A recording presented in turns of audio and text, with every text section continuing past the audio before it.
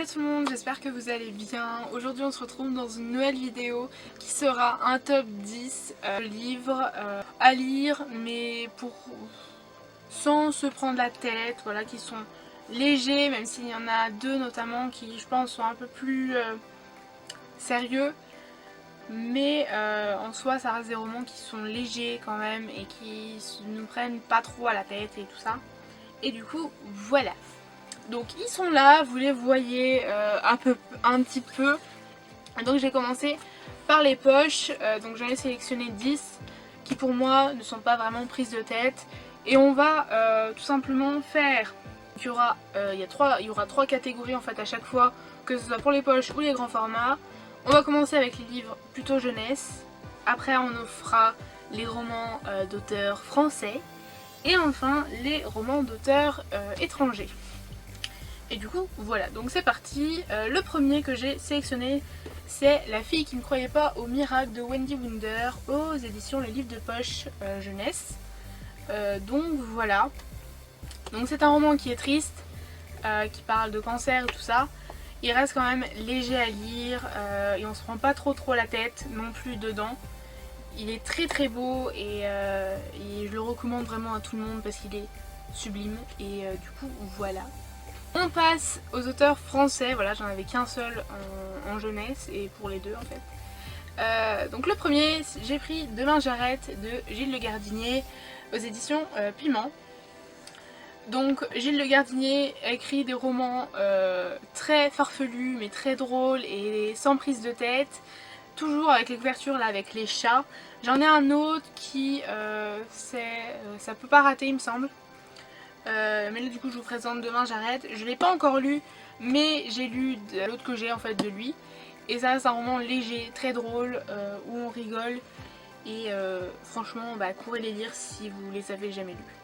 Troisième, je l'ai lu cet été, enfin été 2019.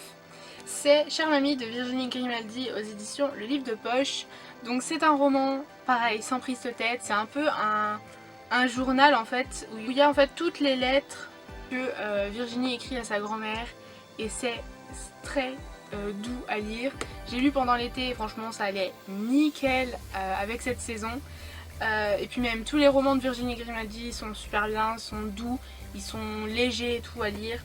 Et du coup voilà, donc je vous le recommande à 100%.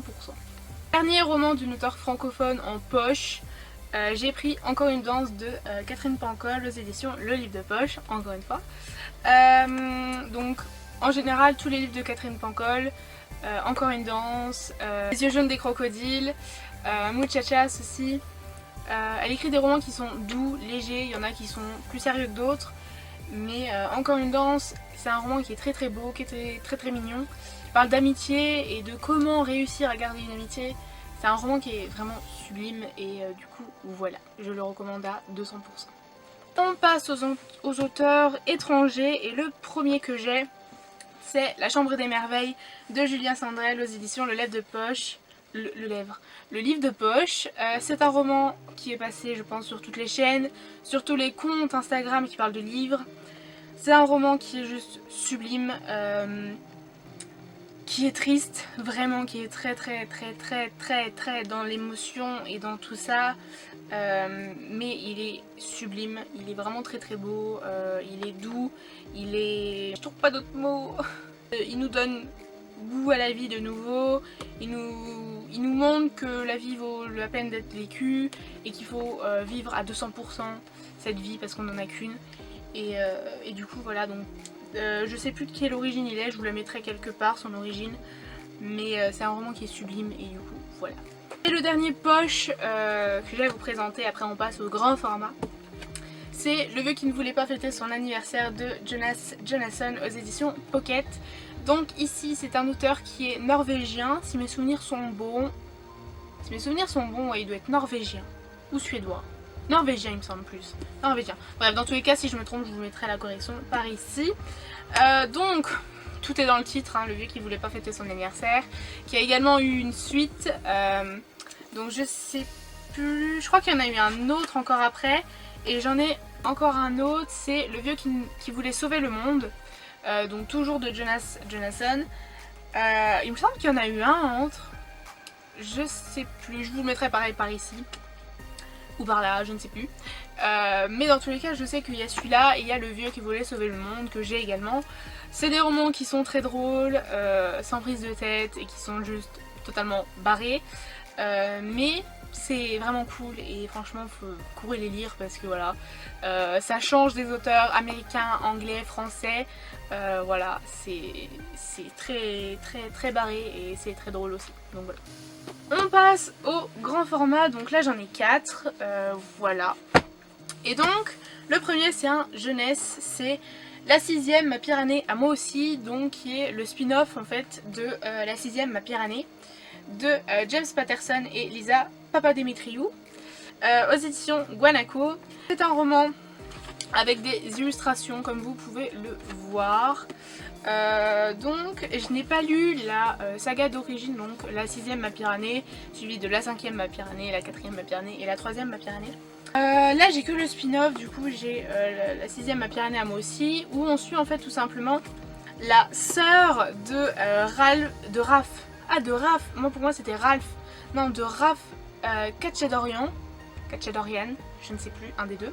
Et donc là en fait on suit l'histoire de la sœur, donc de Georgia Khatchadorian, je ne sais plus. Donc la sœur de Raph. Voilà, je l'ai lu, c'est très barré, c'est très drôle, c'est jeunesse, mais ça peut se lire je pense à toutes les périodes. C'est barré, c'est très drôle et lisez-le parce que franchement ça vaut le détour largement.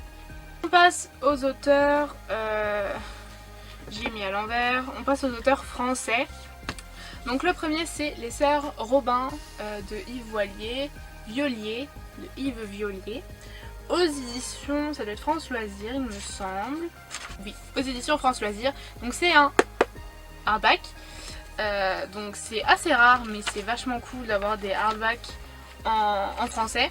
Voilà, après j'en ai aussi en anglais et tout, mais c'est pas pareil, c'est anglais, voilà, on a l'habitude parce qu'anglais, voilà, ils ont l'hardback, c'est leur mode vraiment d'édition.